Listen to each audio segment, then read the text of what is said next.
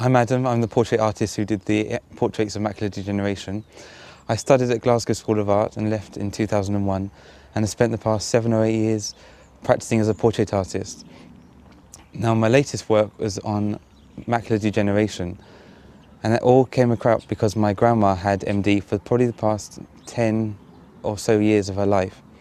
And when she passed away, we realised that we never actually knew what she saw towards the end of her life because she never actually spoke about it. And that's something that I've recognised in many people that I've spoken to, is that they don't speak to their families or their loved ones or friends about what they see. And in fact, there builds up a resilience to how to live life and just get on with it. And she was a very active woman and did so many things and didn't never let her eyesight get in the way. So I was really interested as to what did she see and how did she live her life? Because we always knew that she couldn't recognise faces or couldn't pay bills or read letters or see photographs. So there's obviously something that hindered her. So I spent a year investigating MD, its causes, how it affects people. So in speaking to people, I realised that there is an area in the centre of their vision that they can't see, but there is sort of a gradation out to the peripheral where they are able to see. And some people's vision varies greatly to others. Normally in my practice, I paint how I see the sitter, but in this series of works, I'm painting how the sitter sees the world. The process starts with meeting each sitter and asking how they see the world and getting as much information about their vision as possible.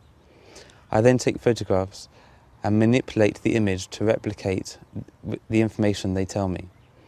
I transfer the image onto canvas, and whereas normally I'm adding information to reveal the true identity of the sitter, with these works I'm blurring the information and hiding it with each layer of paint. The reaction of the sitters when the work was initially exhibited was absolutely fantastic. They all said that I captured their vision better than they could have ever described. And having them say that I captured their vision really validated the work for me.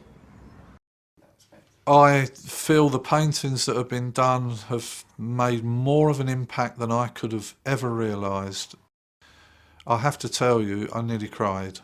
It was stunning for so many different reasons. It was just, people can actually see in some way how I see now.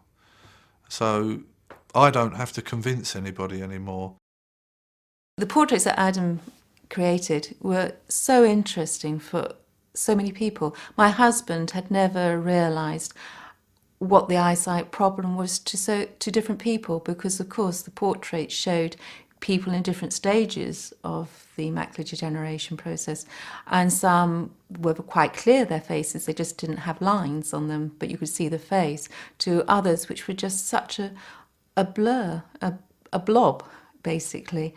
And it gave my husband a great insight into what people actually did see. Well, I decided to be part of this project because I thought it was going to enable people to understand a bit more what the condition was like, and anything that one can do to help people to understand it, so much the better. They're very evocative, they make people think, and I think they could go a long way to changing attitudes towards blindness for many people.